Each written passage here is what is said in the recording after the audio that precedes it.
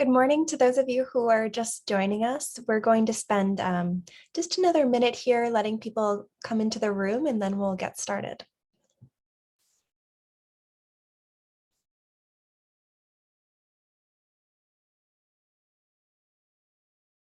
Okay.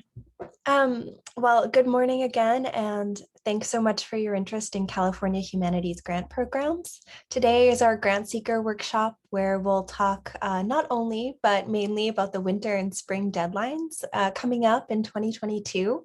My name is Kirsten Vega. I'm the Program Associate at California Humanities, and I'm joined here by my colleagues, the program officers for these grant programs, as well as Brett Connor, our grants manager. We'll all introduce ourselves in just a minute, but first we wanted to show you the agenda for today's session. We'll spend about an hour online together, starting with an introduction of California Humanities for those of you who might not be familiar with the work we do as the State Council and nonprofit partner of the National Endowment for the Humanities here in California. We'll then go into a slightly deeper dive overview of our grant programs and funding opportunities that might be of interest to you, including Humanities for All, California Documentary Project, and Library Innovation Lab. We'll finish up with some tips into the application process and take your questions along the way. If you have a question about any of the grant programs or your eligibility, please use the Q&A box to submit it, and we will either write you an answer or read your question out loud at the several Q&A breaks we have planned. We are recording, and I will email out a copy of this session to anyone who has signed up, whether or not they're in the room, so you can forward it along to colleagues. So you'll see that probably early next week.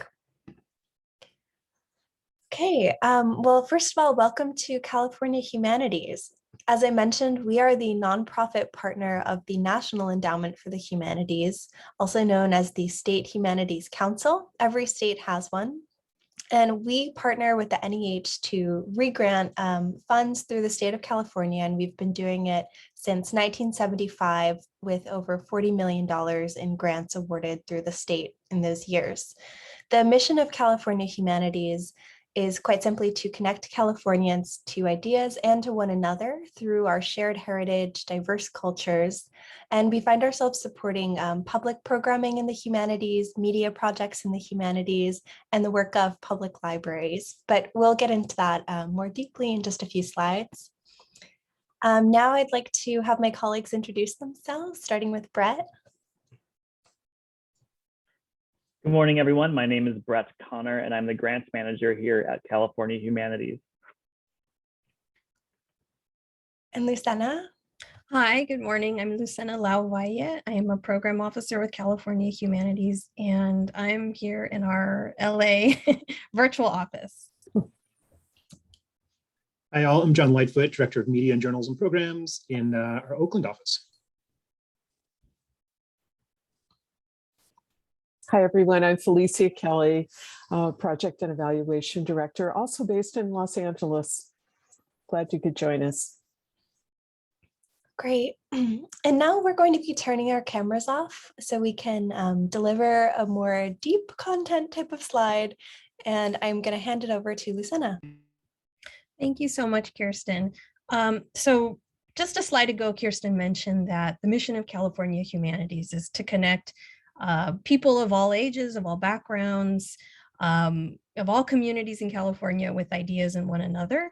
And for us, the real central piece to that connection is the public humanities, the vehicle through which folks are able to take part in participatory learning, activities that enable people of all backgrounds, of all ages, outside of educational context, to really dig into ideas and explore what it means to be a Californian, the past, present, and future of California.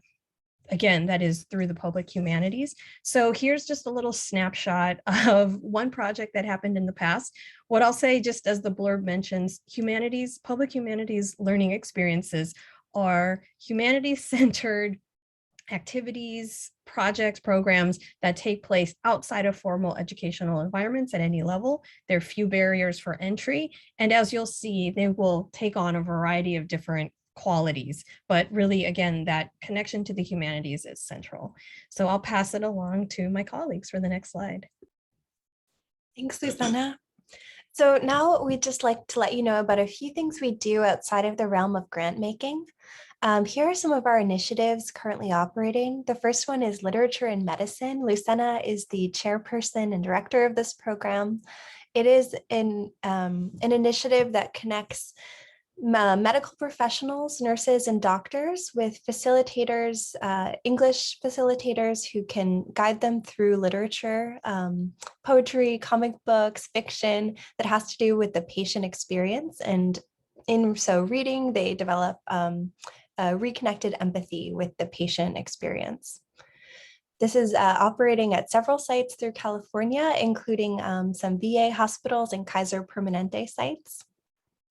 We also have a program called California on the Ballot that I run. It's cheering up for its second season, starting in March. This is a series of dialogues and discussions with political historians, journalists, historians, other culture bearers who have a stake in civic life in California. We talk about electoral questions, like what's on the ballot and the history of certain ballot initiatives and voting practices. So stay tuned for more on that. We also have a program called the Emerging Journalist Fellowships that John leads and can tell you more about if you're interested. This is a partnership with community colleges in California, where emerging journalists at the community college level are able to meet mentors, take part in cohorts, and strengthen the beginnings of their careers in journalism, as well as make work and sometimes intern at public broadcasting stations and other great opportunities. The Tools of the Tape program is the newest edition. It is a capacity building webinar series for those of you who are public humanities programmers and would like to know more about things like working with a humanities advisor or finding support for your work beyond just fundraising.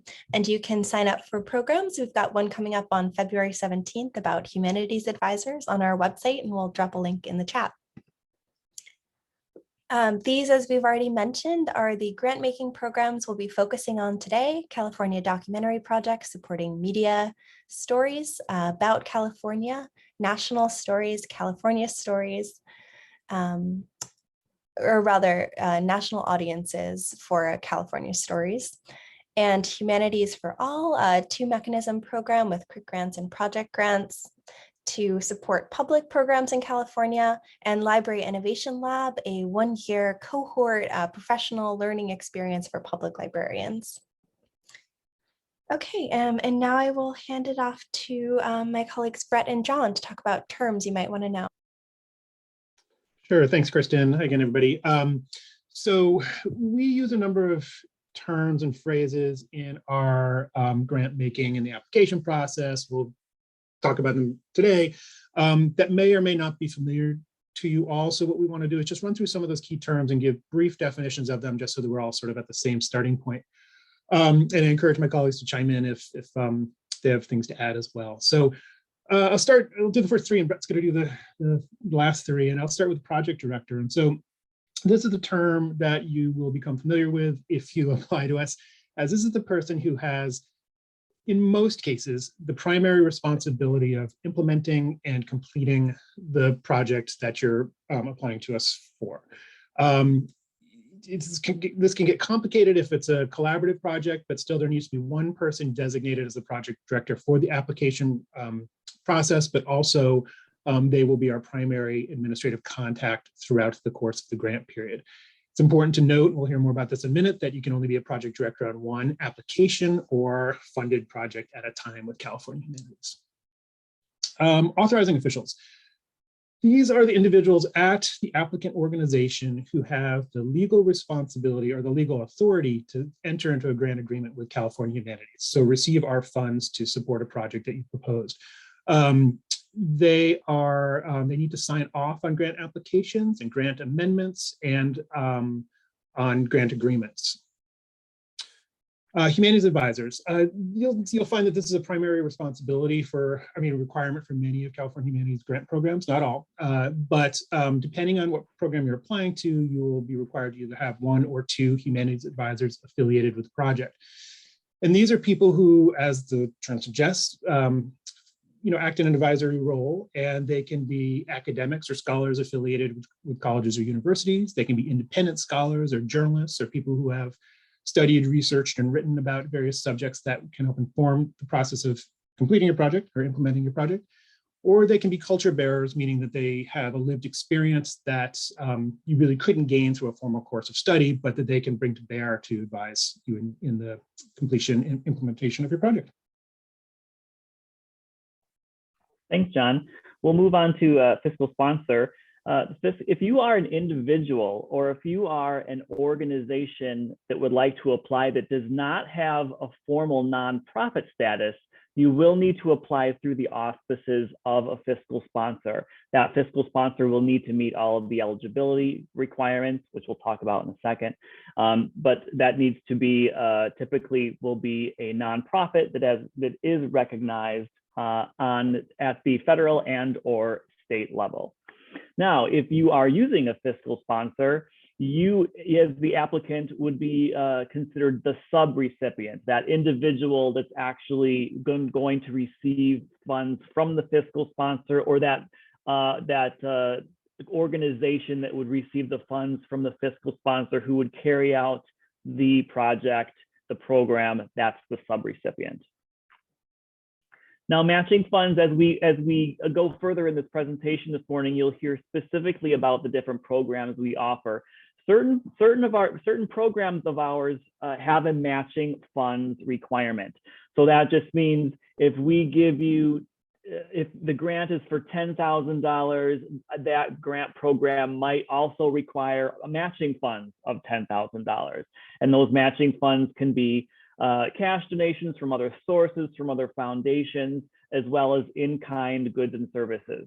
And I think that's a good overview of that. So let's move on to the next slide, which we will get into eligibility. And so like I said before, we accept applications from nonprofit organizations or local state governments, like public universities, libraries, museums, tribal governments, that they all have to meet these criteria. You either have your tax exempt status, or you have a fiscal sponsor with tax exempt status.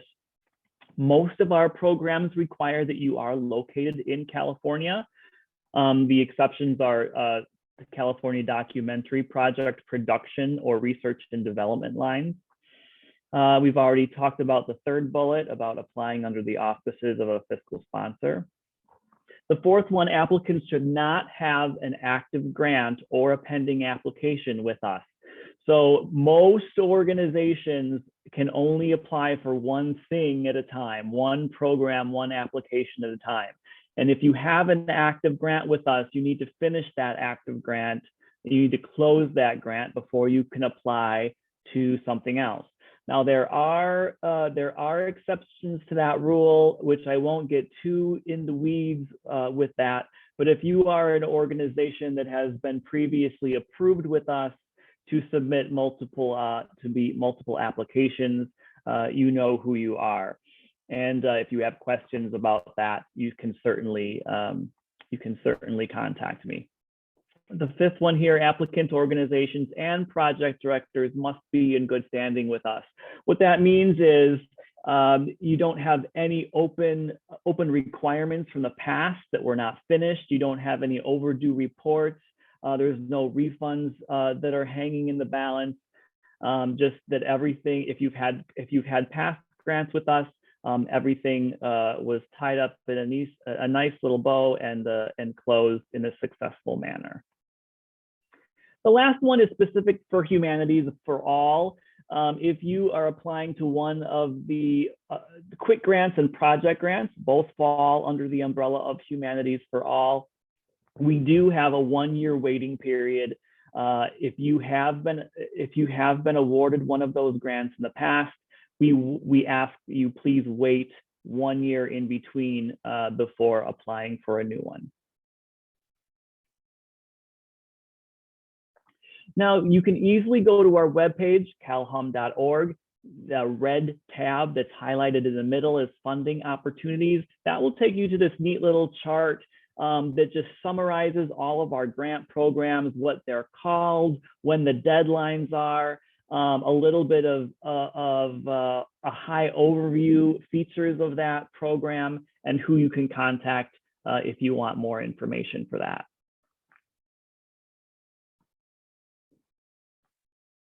All right, now we're going to turn over to our Humanities for All program, starting with Felicia Kelly. Okay, thanks, Brett. Yeah, the Humanities for All program, as Brett mentioned, has 2 tracks, Quick and Project, and we'll share some information about each of those with you in a second. But just keep in mind that these programs support a broad range of different types of public-facing projects that engage people from all parts of California and all walks of life through humanities-centered learning experiences. Our goal with these projects is really to make humanities knowledge and knowledge production relevant and accessible to everyone. We invite the participation of academic institutions, scholars, and students in this program, along with all other eligible applicants, keeping in mind this primary goal of reaching the broader California public.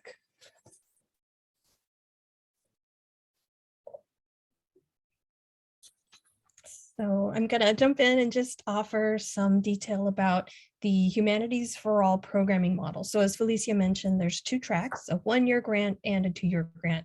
But one thing that both of these grant lines share is that there's 3 components that are really central to a successful Humanities for All project.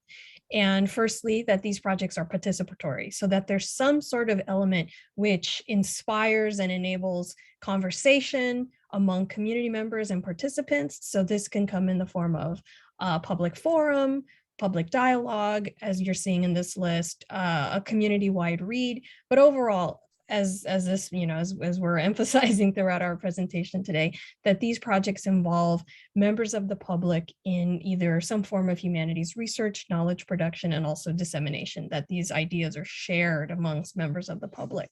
Secondly, we're looking for an element that is interpretive. So these are either exhibitions, whether it's permanent or traveling, digital or physical, with accompanying public programming that kind of help peel back the layers on a particular subject or time in history or place. And secondly, that there's lectures or presentations that similarly do that interpretive work. And then lastly, another really successful and important type of Humanities for All programming model may be narrative. So in some way, there is the production of a text, a film, a book, some sort of programming, but also accompanying with significant humanities programming to help members of the public really kind of dive in and explore, again, these sort of narrative motifs. And lastly, and this is something that I think many folks are interested in exploring, oral history collection, story collection, and story sharing. So this is just a sampling. I hope that we can whet your appetite and also provide some other examples to get you going. And I will talk a little bit about the next deadline that's just around the corner for the grant line that I oversee, and that's the Quick Grant program. So as I mentioned, the Quick Grant program has a 1-year project duration, so that's 12 calendar months. The awards provide between $1,000 to $5,000 in funding. There is no match required, and there are 3 rounds per year. The review process is a little over 2 months. And so once you submit that proposal and application, then we jump into the review period. And just around the corner, the next deadline is on February 15th. So that means that this Friday, you can take a look at the newest guidelines. You can set yourself up with your proposal and again, also jump into the grant portal. So I'm going to turn it over, pass the baton to my colleague Felicia for project grants. Okay. So likewise for project grants, these are a little different. Project duration is up to 2 years. Of course, it doesn't have to be a 2-year project, but you do have the opportunity to use that 2-year grant period. The awards range from 10,000 to now 25,000. We just increased that with this current round. These grants do require a minimum one-to-one match, and we can get into that later, but you do need to match the award funds over the life of the project with cash or in-kind contributions, either from your organization or other community partners. We have 2 rounds a year. The next deadline is actually February 1st, not the 2nd. So please cross that out and put in the 1st.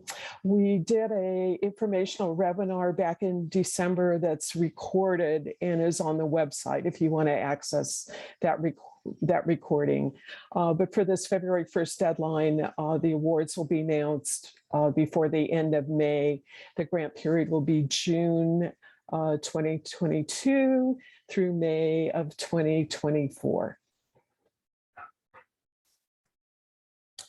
Okay, so just to give you a little bit of in-depth look at what these projects have funded in the past. This is just one example out of the 116 project grants that we funded over the life of the program. So keep in mind, this is just one example, but it's a very good example of what project grants do and can be. So this Blues in the City is a really interesting series of programs that aims to put the spotlight on how the most vulnerable populations in San Francisco, homeless, poor folks, people of color, have been drastically impacted by the COVID-19 pandemic. So this is directed by Marcus Shelby, who's a composer and a music educator. He is using both lectures and live performances to foster greater understanding among folks and inspire civic participation, using guest speakers who explore the impact of the COVID-19 pandemic through the lens of homelessness, structural racism, and socioeconomic inequity. While guest musicians are performing excerpts from new and old works that have been created in response to the pandemic. So this series started last fall, and it's being co-presented by the Yerba Buena Gardens Festival, the Museum of the African Diaspora, and the Community Music Center. All the programs are admission-free, ADA accessible or virtual, and of course, open to anyone who wants to participate.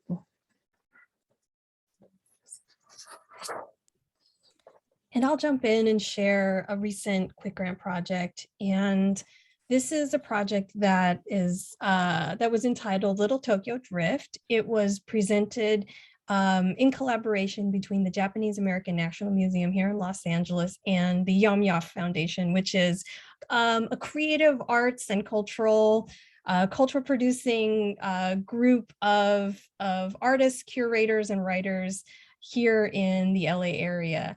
And the big kind of vision behind this project, and this was a project I'll just kind of say parenthetically, was designed before COVID.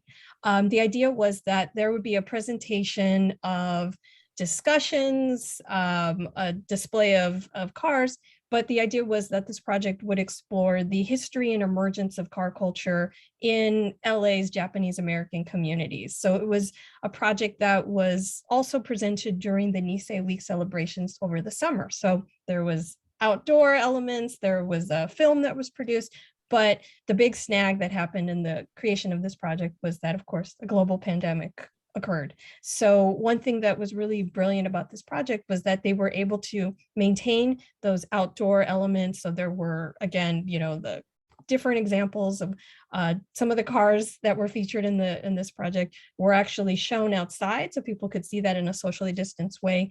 But this image, this lecture that was presented, was held in an auditorium. It was not at full capacity, and it was also live streamed while the lecture was happening, so that folks who weren't able to see it in that space were actually able to tune in. And so this was just a really, really rich project. And as I understand it, there's going to be a short kind of a short documentary that's produced about this project that will be airing on the Smithsonian Channel very soon. So just a sampler of a great project. Okay, now we have a few minutes for questions. Let's see, for Felicia and Lucena, we heard, if a project receives a quick grant or a project grant, is it possible at the end of the grant period to apply for a follow-up grant to extend the life of the project? Alicia, would you like to take this one? Okay. Well, yes, it's possible to reapply again. However, you must observe the mandatory 1-year waiting period between the time that you submit your final report for, the project that you previously did and applying for either a quick grant or a project grant. So that works either way. If you received a project grant, you still have to wait a year before you apply for a quick grant, or vice versa. Yeah, I think that's really the bottom line, is that we're trying our best to ensure that these funds are dispersed equitably across the state, and so we want to make sure that if you've had a successful project, that's fantastic, but if you could wait that 12-month period and then return after that. Again, if you are going from project to quick, project to project grant, or quick to quick grant, we still need that waiting period observed. And I see someone chiming in now asking if it's possible to apply for both a project grant and a quick grant at the same time. Yeah, that's not possible. Please choose one funding stream, one grant line. You can either, again, choose a quick grant or a project grant if that's appropriate to your project. And once you say, for example, you apply for one of these grant lines, if you receive a declination, then you can go ahead and apply for another cycle, another round. And just again to point out, as Brett said earlier, if you are on the multi-applicant fiscal sponsor approved list or a college or university, then that rule doesn't apply to you as long as the projects are distinct and headed up by different people. Okay, I think we've got time for one more here. We have a question about COVID. If someone were to receive a grant for a program that had to be canceled or changed because of the pandemic, what's our attitude there? Well, I'll just jump in with the project grants. Yes, over the past couple of years, many of our grantees have had to change their plans and either shift to virtual or physically distanced platforms, or in some cases request extensions of time to finish their projects. And we do entertain extensions. However, given the current circumstances, I think it would be prudent to anticipate that there might be continuing issues with the pandemic, and to try as much as possible to build that into your programming plans and indicate that in your proposal that you are, prepared to make adjustments if need be. Yeah, I just wanted to underscore, especially for the quick grants, which are 12 months, this is a very short amount of time, but we do want to see, successful quick grants using that 12-month period to complete their projects. So in order to set yourself up for success, I think it's very wise to indicate how you might adjust your project if physical distancing is necessary, or say, for example, you may need to pivot your program to a virtual platform, just a couple sentences to include a little bit of contingency plan. I think that will ensure that once you receive that funding, you're ready to hit the ground running and you can do the things that you are so good at doing, right? You can implement that programming. Okay. Well, thanks so much, Felicia and Lucena. We're going to move along, but anyone who's interested in quicker project grants can find lots of information on our website, including recordings of webinars, registrations for an upcoming webinar on quick grants, and of course, our frequently asked question documents and the grant portal. Over to you, John. Okay, thanks, Kirsten. Hi again, everyone. All right, so I'm going to talk about a longstanding California Humanities grant program, the California Documentary Project, and then give you some samples of recently funded projects to sort of illustrate kind of what we're looking for and what we consider a successful project. So California Documentary Project is, as I say, a longstanding grant program. California Humanities has a long track record of supporting media pretty much since the day the organization was founded. And this in part was a means to, for a relatively small organization to serve a state the size of California. This sort of tradition continues today. And if we could grab the next slide, please. So the CDP, or California Documentary Project, continues to support film, audio, and digital media projects that seek to document California subjects and issues, use the humanities to provide context, depth, and perspective, and really seek to be accessible to broad audiences, both statewide and nationally. And as Kirsten mentioned earlier, it's a really important point. These are intended to be California subjects and issues and stories that have the potential to reach national and beyond audiences. So it's a balance you have to strike. Let's see. As I was saying, we've supported media for quite some time. And if you could go to the next slide, please. And we've developed 3 basic categories that we offer now. And we have the research and development grant, the production grant, and the Nextgen grant. And briefly, the research and development grants are up to $10,000, and these are to support media projects at the earliest stages. It requires 2 humanities advisors and the 1-to-1 match, and the next deadline for the R&D grant is going to be in November of 2022. Similarly, the production grant, which awards up to $50,000 and also requires a match in 2 humanities advisors, is also got the November 1 deadline. The deadline that's coming up more quickly, though, is the March 1st, 2022 Nextgen deadline. And I'm going to talk about Nextgen first, then go back to the other ones real quick. So Nextgen is relatively new. This will be our 4th round of offering this grant. And this is to support media makers ages 18 and under. So really getting the new generation of California storytellers. And these grants are awarded to nonprofit organizations that have pre-existing youth media programs. And the intent is to support not just the production of podcasts and films and things like that, but also to help young people think critically about media messages and to support media literacy. And also to really do, sort of deep dives into their communities and into subjects and issues that are important to them. So it's amplifying youth voice, it's supporting critical thinking and media literacy. As I say, this deadline's coming up March 1st. We'll have a more in-depth webinar about the Nextgen grant program on the 27th of January for anybody who's interested in that. Back to R&D and production just briefly. So as I was saying, we as an organization support media because it's a good way to get humanities content out into the field that can be the source of some of those post-screening conversations and deepened understandings of subjects and issues that are important to us all.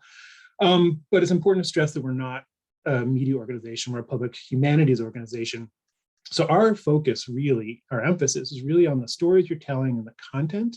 We definitely want to support creatively made artistic productions, but first and foremost, we ask you to tell us kind of how you're thinking about the subject and how you're using the humanities to inform your approach to telling that story. So in our review process, we use a term called humanities-based inquiry and ask for everything that applies to us, every project that applies to us, is this a humanities-based inquiry? So projects that are asking questions as opposed to really, making statements. I can elaborate but more if people are interested. But next slide, please.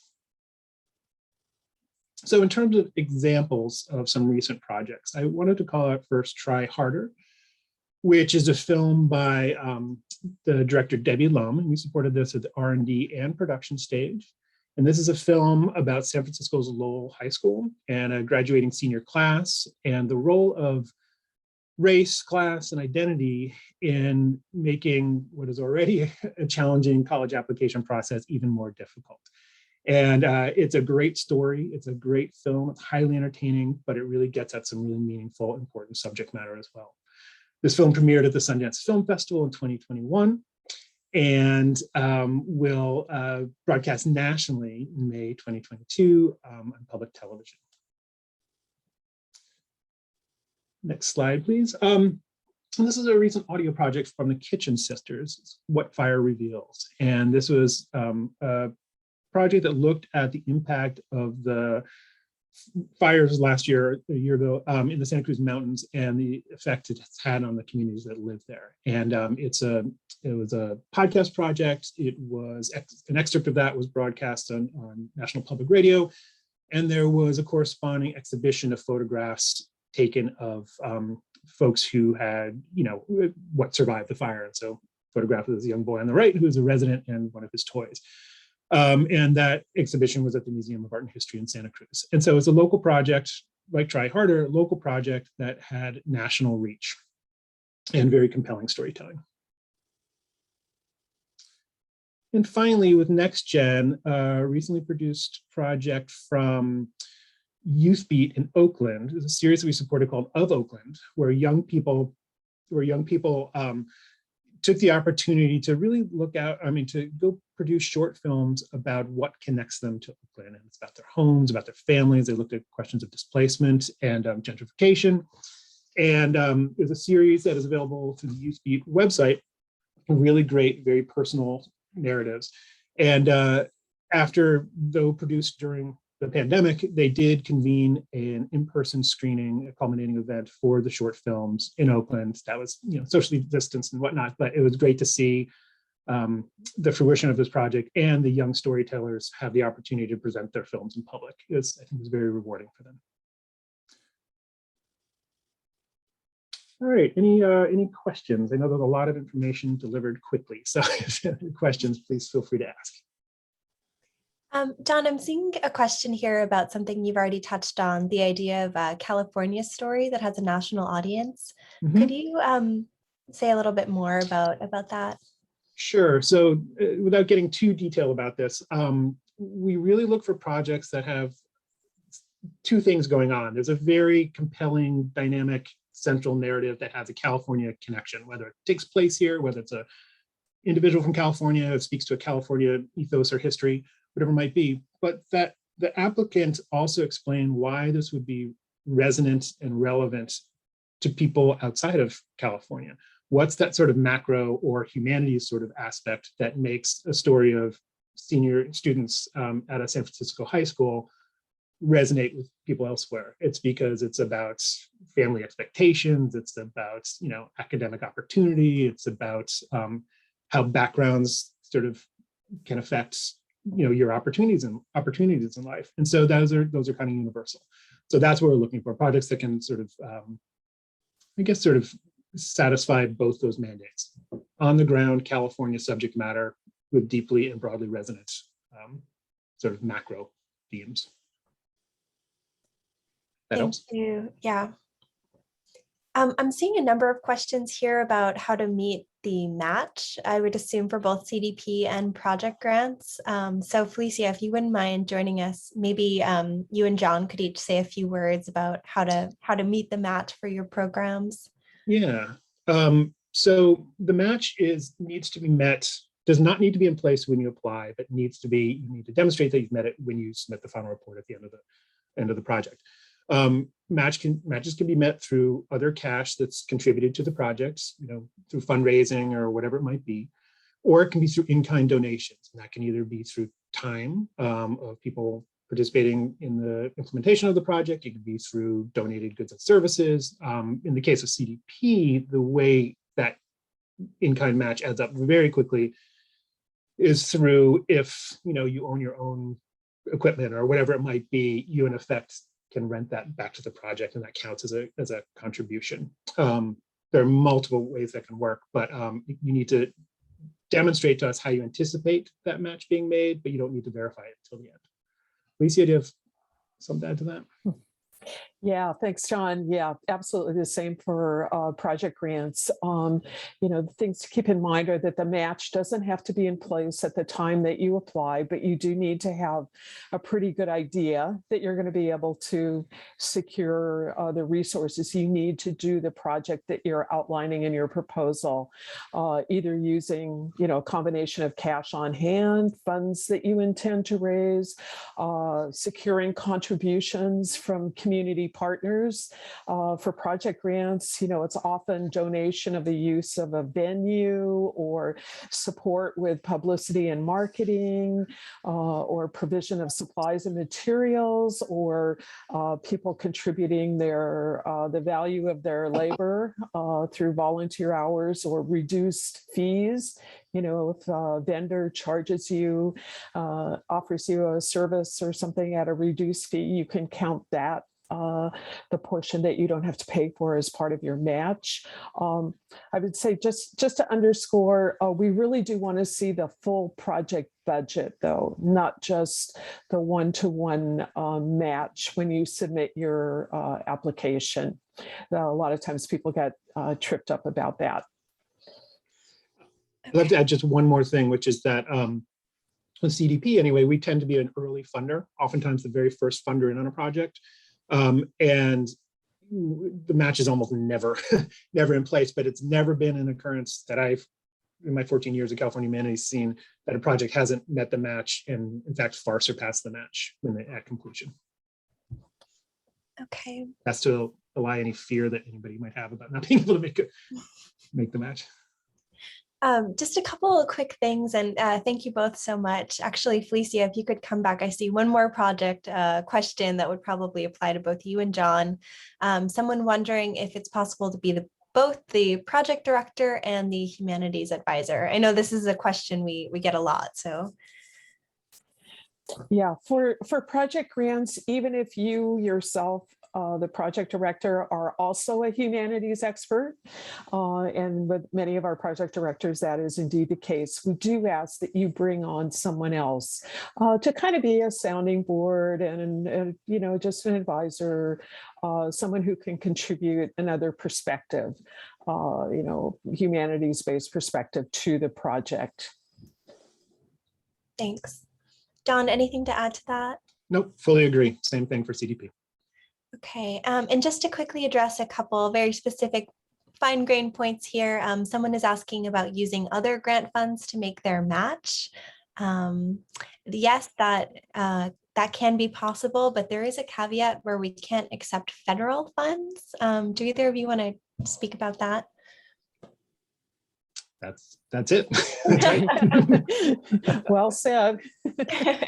Because our funds come from the National Endowment for the Humanities, i.e. a federal source of which we're a subrecipient, we're not able to match with other federal funds. So if you have questions about this, we have full explanations in our FAQ documents. We'll also have some contact information for program officers at the end of the session. Can I add one more point about the match, which I don't think we've touched on yet, but this is actually very important. So the match can only be of funds received during the grant period. So spent during the grant period, not received. You could theoretically have them in the bank already, but the match has to, when you receive a grant from us, that's when the match comes into play. It cannot be retrospective, I guess is the way to put it. So it's okay if you have funds already in hand, right, as long as you are holding them in reserve to actually use during the grant period. Okay, great. I'm glad you brought that up because there was someone here wondering if their funds from another grant should be specifically earmarked as matching funds for California Humanities. Yeah. Okay, we're going to move along in the interest of time, and we'll have another question break coming up soon. Thanks. Bye. Okay, thanks, Kirsten. Okay, so now we're going to shift gears and talk about a program that's just specifically for California public libraries and library staff participation. So if you're not a librarian or library worker, just bear with us while we get through this next program.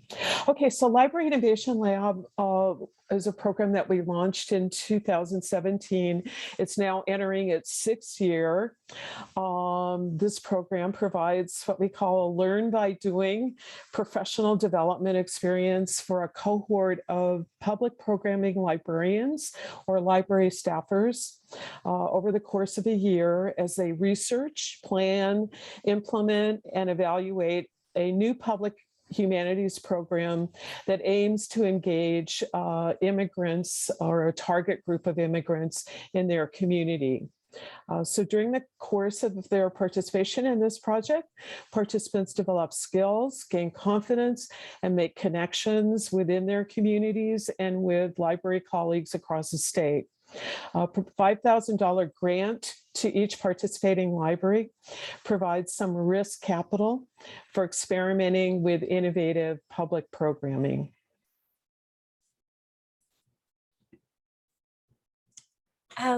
Great. So when it comes to what these projects and events can look like, they usually have a few things in common. They're very accessible in terms of language, translation services. They are marketed through outreach to members of the immigrant communities that the librarians have decided to try to work with and build relationships with.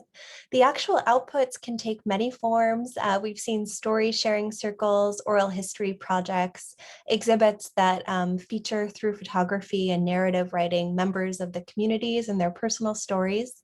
There are also often workshops that teach skills rooted in cultural traditions like dancing, cooking, music making, even textile or embroidery techniques that are key to the host cultures that are being explored. These projects tend to have a number of programs. It's a programming series that happens over the fall of the year.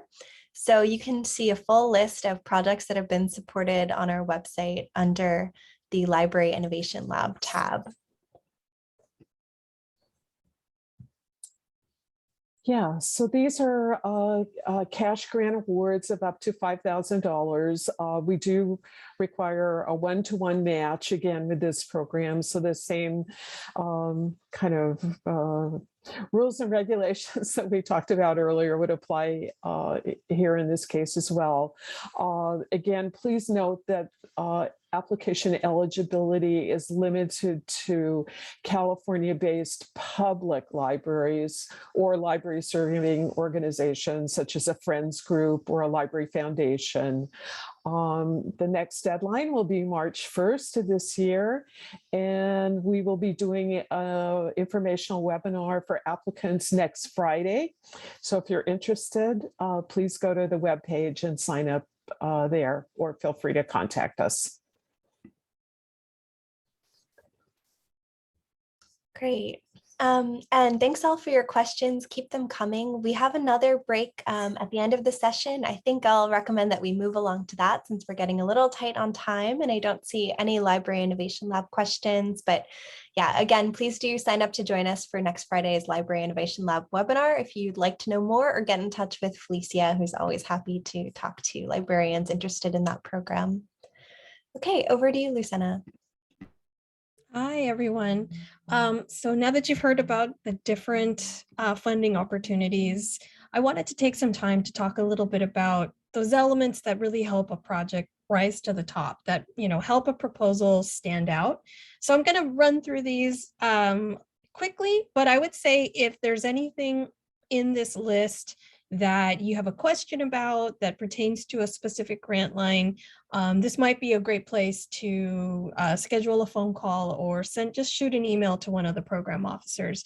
But first and foremost, as you heard today, the humanities really need to be central to your project, to whatever sort of intervention, exploration you seek to make. So, again, we're looking for projects that have humanities as a central exploration and that it's not a tangential component. Second, because our organization supports the public humanities, first and foremost, we are looking for projects that are accessible, that are audience-centered, and also I think that really relate to the needs and issues of concern to whatever target audience you seek to work with. We're looking for projects that are responsible to community interest. I think, that comes out in a variety of different ways. We're looking for projects that are ambitious, that are trying things that are new, or trying things that will really create a deep impact, but are also realistic, that are right-sized for the project scope, for the type of activities you seek to do.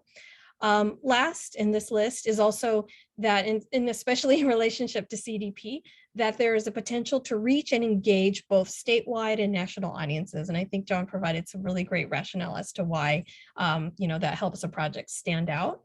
And if we could take a look at the second part of the list, we're also looking for projects that have a budget that is sound and reasonable. I know that COVID is probably at the forefront of many of our minds. So, thinking about the type of additional costs that might come with, whether it's a pivot to a digital format, if that's necessary, or social distancing or whatever, costs that come up with something like that, for example, in addition to all of those costs that come with presenting a very deep and thoughtful project.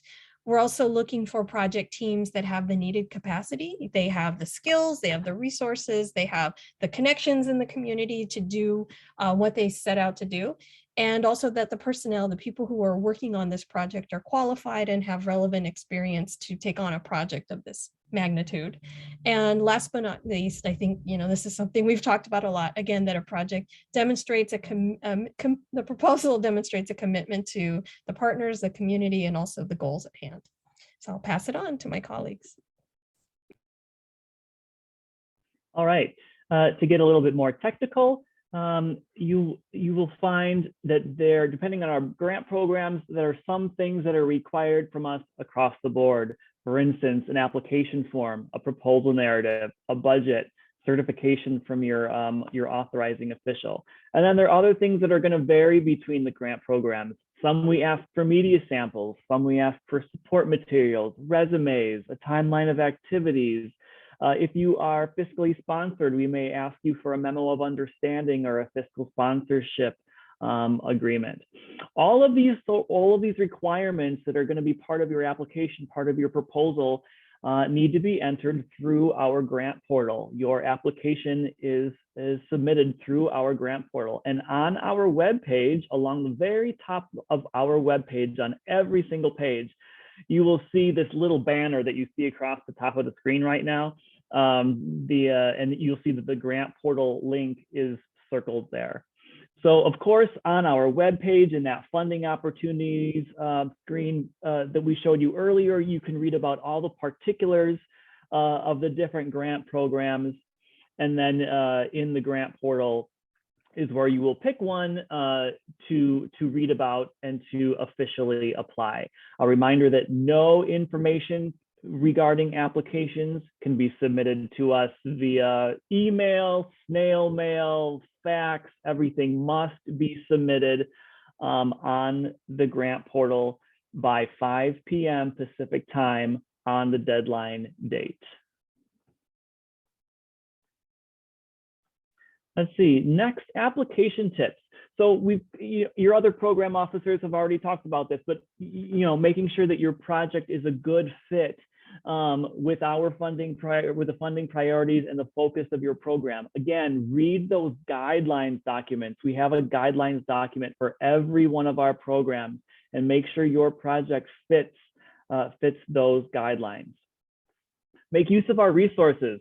We have application webinars, we have grantee orientations, they're live, they're recorded, we send links, they're on YouTube. Our program officers are always available via email or on the phone. If you just need to talk through something, we have lists, we have sample proposals of grants that have been funded in the past. If you want to see what does a proposal look like of something that's been a successful grant, you can find all that information on our website. Also, we have FAQ documents for each grant program, frequently asked questions documents that you can find lots of information there. We have a couple of webinars coming up, which our program officers have already mentioned today. And the last thing, I cannot stress this enough, do not wait until the last minute. Start your application early. If you wait until the day that it's due, it's oftentimes not going to be a quality proposal. So don't wait till the last minute.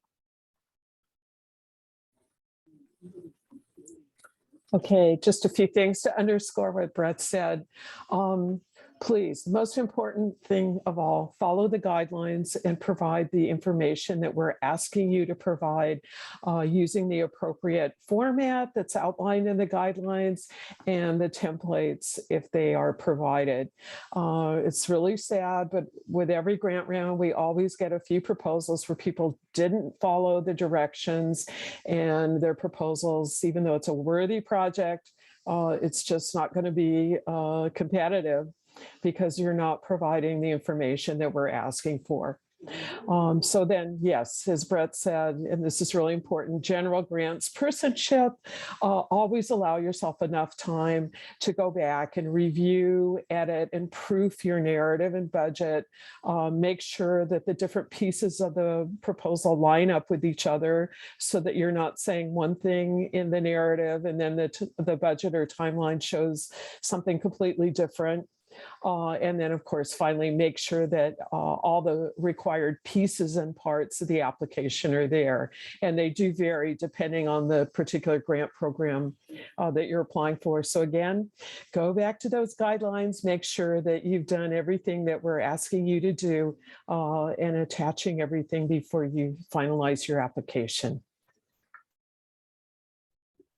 And I can jump in. And so what happens next? So you've submitted your proposal, you receive that email that says you've successfully completed it. Well, there's a couple of different steps that will happen. Again, once that proposal is officially submitted. First, there's the review process, and this can take different periods of time depending on each grant program. But during that process, the proposals, the budgets, the narratives, the application forms are reviewed under the criteria of quality and capacity. And that's explained in different ways in the guidelines of each grant program. The multi-stage review process will include peers. So these are humanities field practitioners who are very knowledgeable and experienced in the world of the public humanities, as well as board and staff reviewers. The degree of competitiveness for each proposal varies by program. Also, in addition to factors such as the volume of applications received per round, on average, we have a funding rate of about 15%. After the review process has been completed, there is notification and awards. And so, like I said, the timeline varies by program. The announcements are sent out via email, and I'll just add, the email that is submitted in the application form, so the email that is used to set up your SurveyMonkey Apply account is the email that will receive the notification. Check your spam folder because a lot of these notifications will sometimes get sent there. There are options for obtaining reviewer comments if your project is not awarded. Similarly, revised applications are welcome, but we always recommend that you, take a look at those comments and see some of the feedback that's provided to help make your proposal stronger should you reapply. And last but not least, schedule for disbursement of funds varies by program. So some grants, the funding is provided up front. Other grants, it's apportioned into 3 payments.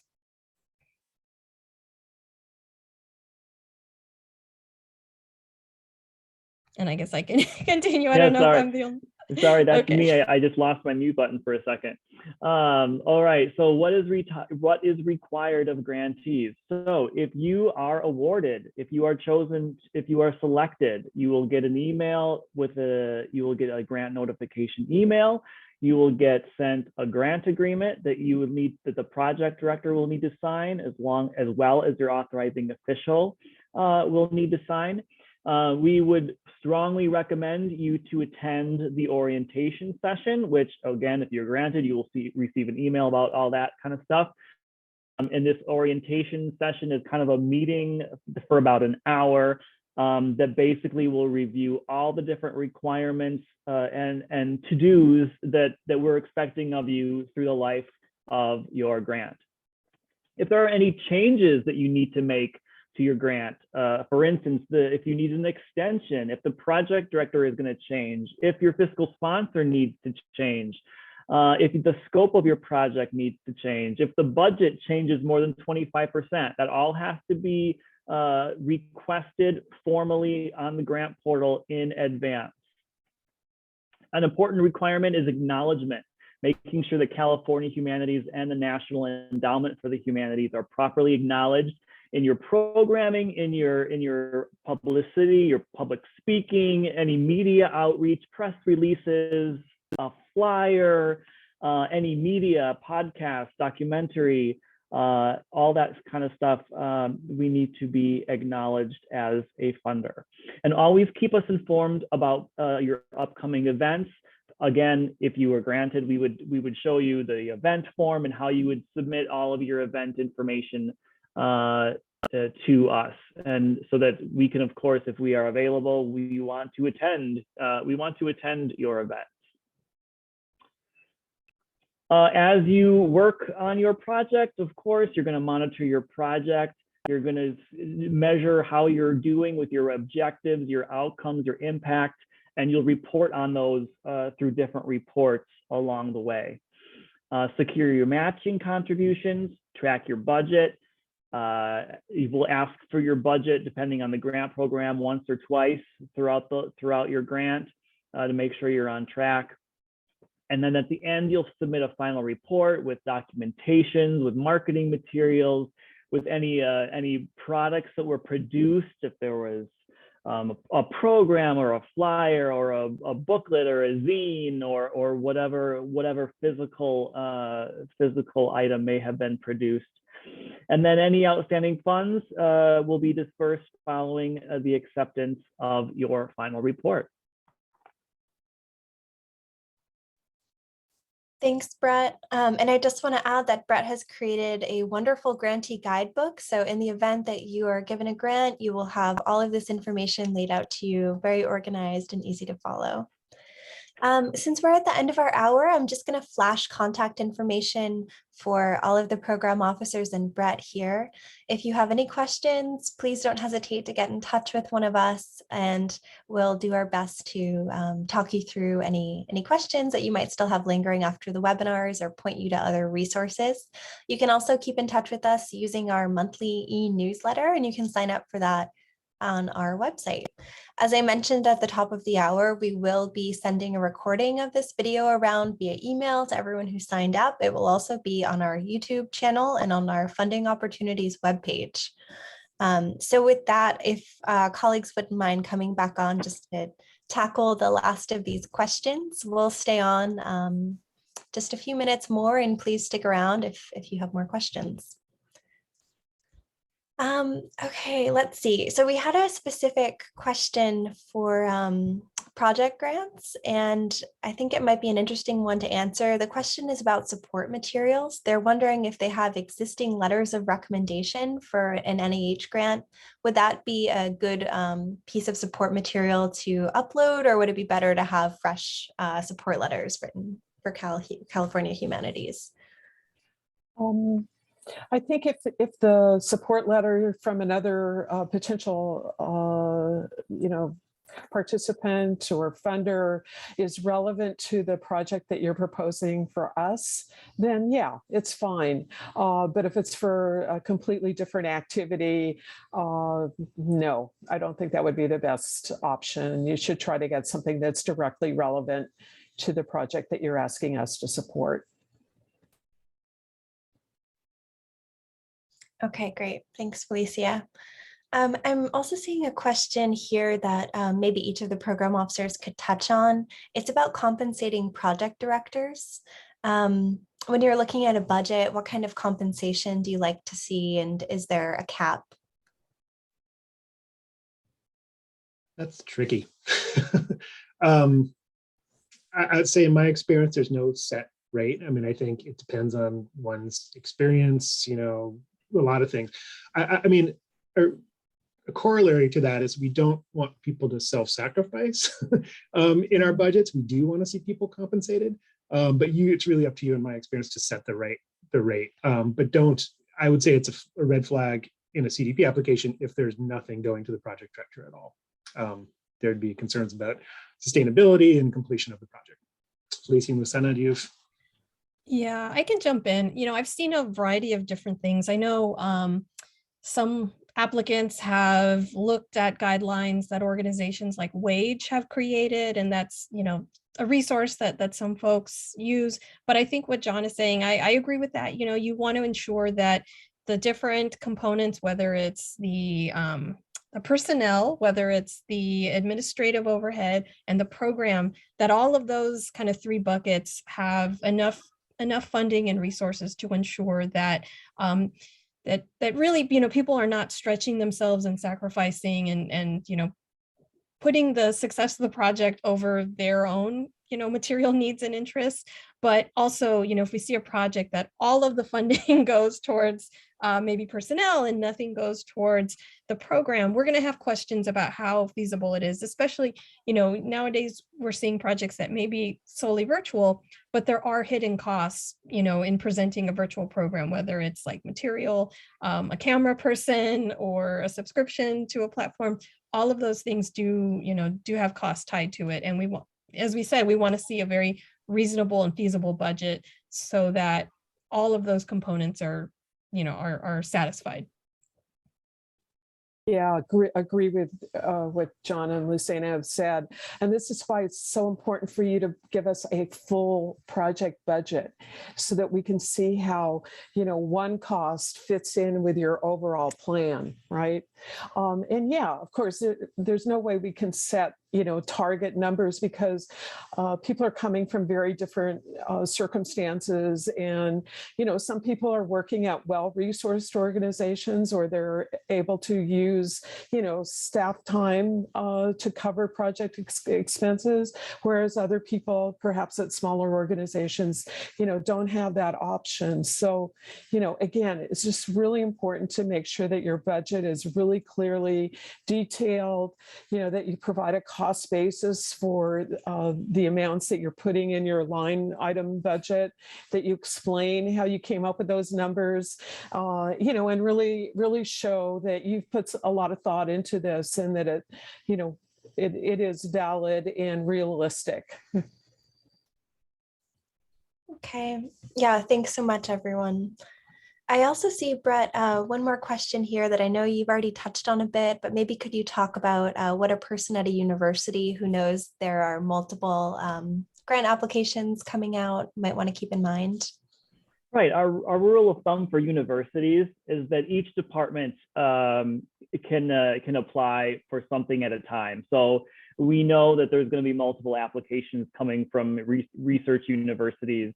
That's a no-brainer. So, but we would limit that to, you know, one application from the Department of History, or one from the Department of Anthropology, or one from the Humanities Institute at the college. You know, so yes, definitely multiple applications are allowed from a university, but just we will limit it to one per entity. Awesome. Thank you, Brett. I see one more question. I think this can be our last one for this session, but again, please do get in touch and I'll put our contact information up again in just a moment. But this question is around the funding of equipment. So maybe each of you could speak in your respective programs, whether equipment like computer technology or cameras or iPads could be funded through your project, starting with John, who this question was initially directed at. Okay, sure. I believe in the guidelines, I don't know if I have this verbatim, but there is a line in there that says the purchase of equipment is acceptable if the cost of rental is more. And so I think, though, looping back to the question about project directors compensating themselves, we do take sort of a holistic view of what you're submitting to us. And if the majority of the budget is going towards equipment purchase, even if that's legitimate, it's not going to be the most way to, you know, it's not going to be the most competitive way to present your project. So I think there's a good dose of common sense there in terms of what looks right in a budget. Would make sense. Thanks, John. Felicia, Lucena? Yeah, I think, you know, again, you just want to show that it's, you know, what you're asking us to support is directly relevant to the project that you're proposing. So just buying equipment for your, you know, overall organizational purposes, no. But if you need a specific piece of equipment to do the project that you're proposing, And that's the only way you're going to have access to it. Yes, you can request it. But again, as John said, I think it will be more compelling and more competitive, you know, if you present a strong rationale for this and show how it's really part of the entire project plan. Yeah, and I can jump in and say, when it comes to quick grants, because these are sort of, you know, shorter projects, the focus of the quick grant is the implementation of the programming. So when I'm looking at that budget, if I see a budget that is, you know, 75% of the costs are going towards the equipment and 25% or less of the budget is going to the personnel and to the program, it's going to raise some red flags for me, because when I think about, you know, will this program be successfully implemented given the resources that are flagged here? It's unclear. So I think, you know, when you're, especially with quick grants, when you're sitting down to write that proposal, and there may be a lot of different components, you need materials, you need to do all these things, just really keep at the center of your mind, you know, how do I showcase, how do I emphasize how this program is going to be carried out? It's for me, I think, you know, it can get lost in the shuffle when there's all of these different costs and priorities. Well, thanks so much, Susanna. That's all we have time for. We just want to thank you all so much for joining us, especially those of you who have stuck it through to the very end. We'll send the recording around. Thanks again to my colleagues for being here today, and Happy New Year.